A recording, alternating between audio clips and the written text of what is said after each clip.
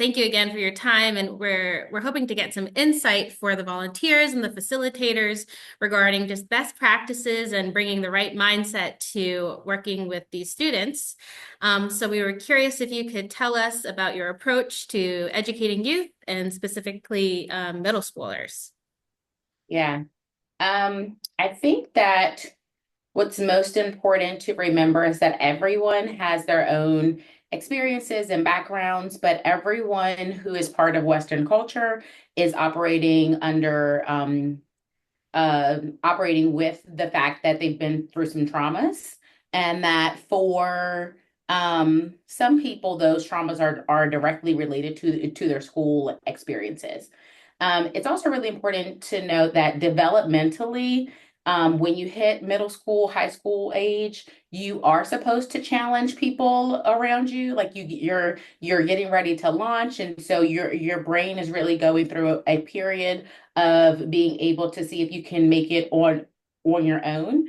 And you're actually seeking security, right? And so you are looking around you to understand who the safe people are and who the people who are in charge are to see if you need to be that person, right? And so, very often, adolescents will step into a leadership role in a classroom, on a field trip, elsewhere, because they feel like that leadership role maybe is vacant. And sometimes we kind of purposefully leave it vacant because we don't want them to feel like they are being kind of overshadowed or things are happening to them, but their nervous systems are in a place where they need someone to be directly in charge and very clearly in charge. And that actually helps them to be safe. And so, if I were to tell people one thing, it would be to check in on your own nervous system and how you are feeling. Do the things that help you to feel calm and in a space where you're open to new activity, and then check in on folks around you. And when you feel nervous energy, very likely that's what it's coming from. And people may have just had a bad day, right? We all have bad days, but we can turn that energy around, right? So when we are around other people, especially other adults, we can co-regulate with people, right? So if my nervous system is regulated, I can help you to regulate yours by modeling, by through mirroring, and we know to do that in kind of our actions and our movements, and we kind of do it automatically. But you can also do that through your word choice, through your tonality. So really making a connection to help those students feel safe, and when necessary, setting very strong banks of the river so that they understand that they're fine. Thank you. And Mhm. sort of just a follow-up to that, if you notice that students are beginning to disengage, do you have specific tools that you use to, recenter the conversation or get them back interested? I wouldn't say specific tools. I think that people disengage for a lot of different reasons, but most often they are reasons that the adult has control over, right? So if the activity is not clear, people will disengage. If it's out of their zone of proximal development, which means too easy or too hard, they will disengage. And if they are not interested, they will disengage. All of the activities that are set up with King Tide are engaging activities. Students will most likely disengage if they feel like there's a barrier between the level of difficulty and kind of where they are. So scaffolding for them is going to be really important.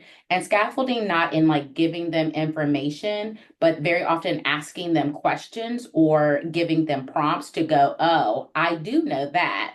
And then that'll re-engage their system to continue to engage in the learning process. So really laying out the steps between where their thinking is and where you need them to go. And you can think of it as a bridge, right? If someone's here and they need to get to this side, if there's no bridge, they're just going to stay here, and that's not what we want. But you don't have to lay down each plank either, right? You have to lay those planks close enough that they feel comfortable to step out.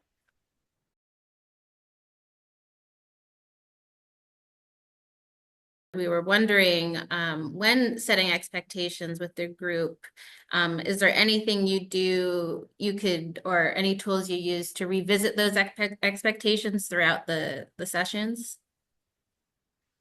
So in setting expectations in general, you can't have too many, right? It's recommended to have between 3 and 5. I would actually recommend 3. I would actually recommend that those 3 be safe, be responsible, be respectful, and that's it. Right. And so they should be easy to remember, because if you forget them, you can't expect the kids to remember them or adhere to them. And then they're broad. And so then when kids are outside of those expectations, you don't say, hey, hey, stop it. You say, are you being safe? Are you being responsible? Are you being respectful? The other question to ask adolescents that almost always works is, do you do that at home? And so sometimes the answer is yes, right? And it's like, okay, and tell me about that. And sometimes the answer is no. And it's like, well, okay, tell me about that, right? If you don't feel like it's okay to do at home, why do you feel like it's okay to do here? Right. And if you do it at home and you think it's okay to do here, maybe we should discuss it. The other question that I often ask is, how is what you are doing different than what you should be doing, right? And it really is a question, because me as a person that's outside of their brain, they may really feel like and they are meeting expectations as they understood them, Hmm. right? And I can't tell. And so asking them, how is what you are doing different from what you should be doing, gives them opportunity to say, this is exactly what I should be doing. You told us to do blank, and so I'm doing that. And then I can say, oh yeah, sounds good. Didn't look like it to me, but that's great. Or, oh, I meant to say this. Is that more clear? So really just clearing that up without um, any power struggles, right? So like letting them retain the autonomy over their actions and their bodies, but also making it real clear that these are the expectations. Mhm. Thank you. Yeah. That's a great point, and it makes me want to ask or wonder, can are expectations adaptable? Can they change? And do students, so the people you're working with, do they have any power in co-producing those expectations? If they feel like the facilitation process maybe isn't the way they want it to be, can there be some type of discourse around, hey, we really feel like through consensus that we want an expectation more like this, or we want to add an expectation? Is there any co-production in that process? So what I would say is yes and no. And so the floor should be set, right? Like base level expectations. Like even in society, right? Like we can't murder people, like we can't, like there's like a this is how we act. And then there's a whole lot of space to ideate the ceiling, right? And so it doesn't matter if it's expectations for a paper or math or behavior or whatever. There's always a floor, and that's a mutually agreed upon base level expectation, which is very often cultural, right? And we need to understand that. That's why if you use expectations like be safe, be responsible, be respectful, they have room to really think about what that is, right? And so respect to me doesn't look like respect to you, and that allows me to ask the question, is that respectful? Right? So then someone can say, well, yeah, I think it's respectful, and then they get to have their opinion, and then I get to have mine as well. And that's where that real co-creation occurs, right? So, okay, well, can we agree upon this, right? So setting the floor, the base, and then ideating the ceiling.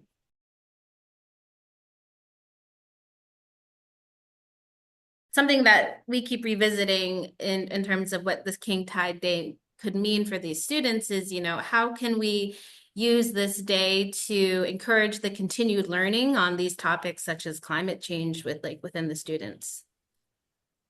So the goal of all learning is independence, like always, right? And so what I hear you saying is you want them to be interested, excited about the topic to really independently take on learning and knowledge creation around it. Yes. And so since the goal of all learning is independence, the goal of all teaching is teaching metacognition, right? So teaching not what to think, but teaching how to think about one's thinking, right? And so when you're asking them questions and working through the activities, making sure that while you're asking questions, you are giving them metacognitive prompts. So for example, if you say, it looks like the water level will come up to here. That what does that mean for the people who live here, right? And then following up with, well, what does that mean for the animals who live here, right? And then keeping that, well, what does that mean? Theme kind of going throughout, right? That they will start to mirror your language, which is also mirroring your thought pattern, right? So that what does that mean is really what you want them to come out of the lesson with, right? So then when they're engaging with hopefully all topics, but topics around climate and environment, they are really holding it in that like, well, what does that mean? And that's the real learning piece that should come out of this, not just this activity, but this kind of thinking. Thank you. And just a part of that, would you say that a best practice for activities should always center around something, I don't want to say real world related, but can be related to a real world scenario? Or is there a time and place for, hey, this should be more real world and we should relate to, hey, what's happening here at this moment, or we should actually take a step back for that? I'm trying to get my head wrapped around your question. I think what you're asking is, should we always ensure that learning activities are structured around real life? Mhm.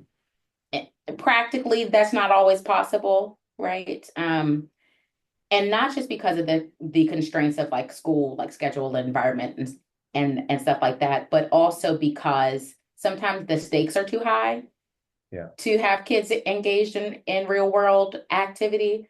Um, and because play is important, right? Like learning to play and learning to experiment where stakes are really low is really, really important for your brain Mhm. development and your fight, flight, freeze responses. And so I think access to real world applications is always important, and understanding that for some adolescents, that's the place you should really start. But everyone's brain is set up differently. And so for some students, the stakes are too high to engage at all points, right? And so really thinking about one's class composition and what the kids actually want is really important there. Mhm. And I really appreciate that question. I wanted to ask that, especially with what's happening right now. And so understand this distinction of, hey, we want to acknowledge these things are happening, but like you said, play is so important to learning. That's the best way to learn and make you feel excited about learning. So I appreciate your response to that. The only thing I'd add is like the world's scary, right? And getting scarier by the moment. And so sometimes creating safety around a topic is important just to get those engagement muscles working and then opening it up to something that's a little bit higher stakes.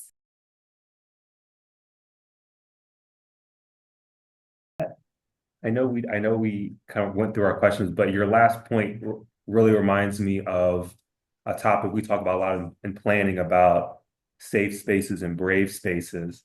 And, you know, the importance of having a safe space, but also creating an environment where you encourage people to feel comfortable to speak about, you know, what the activity is or what they feel comfortable speaking about it. Is there in your work, is there a preference for a safe space versus a brave space? Is there a time and place for one or the other? You know, how do you think about that concept when you're doing any type of teaching or facilitation work?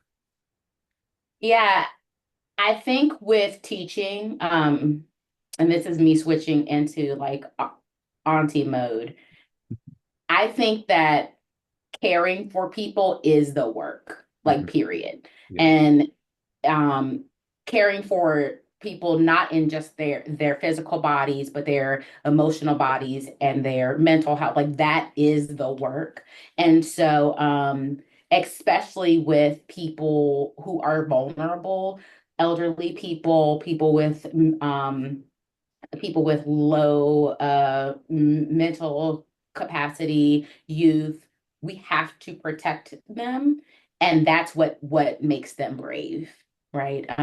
And so we can be brave because we have been safe, and sometimes a complete lack of safety will force bravery, but we don't want that, right? Like that's not, think about what that does to that human and their nervous system being stuck in that fight. Like we're tired of fighting. And I'm talking about we now, but like we're tired of fighting. And Mhm. so ideally, children, youth would be safe and cared for, and that then cultivates bravery as opposed to a lack of safety forcing bravery. Um, and so if I could choose, I'm going to keep all of the babies safe so that they can be brave. And I do think that when I talked about zone of proximal development, um, it really is the case that people deserve to be challenged. And so as you create safety, people want to be pushed, right? And they start to crave it. And again, the goal is independence. So they start to crave it for themselves, and that creates a brave human. That's a wonderful answer. And I'm glad I thought about that because I think that is an answer we don't typically hear, I would say, in school where it's safety first and safety informs and creates an opportunity for bravery. We always hear, you know, we need bravery first. We need bravery, but you need that care for people to invite bravery. So I really appreciate your distinction on that.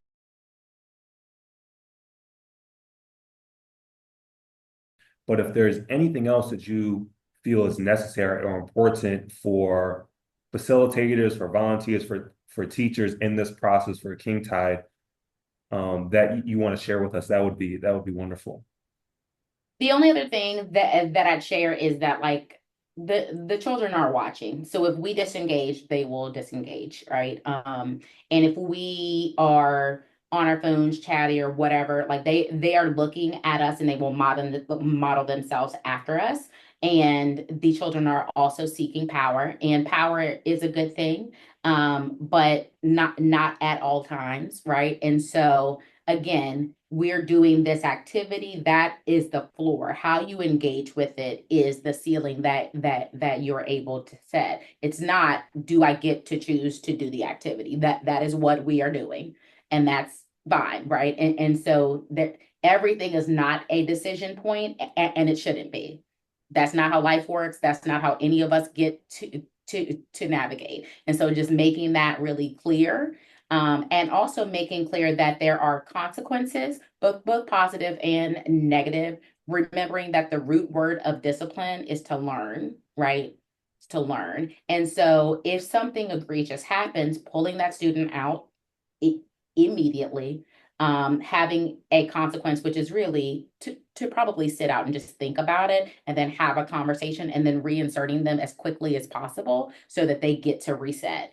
That creates safety because then they know these are the boundaries. I'm going to work within here. If I step out, I'm still safe. Someone's going to come after me and get me. They're going to pull me back. We're going to have a conversation, and then I'm going to get to try again. And that getting to try again is what creates safety. If we ignore it, they feel like everything is chaos, and that's how they act. So That is awesome. Jasmine, do you have any more questions on your part? No, I think you covered all of our questions and a lot more. Thank you so much for all of your insight. It's going to be super helpful, I know, to all the people watching. no problem.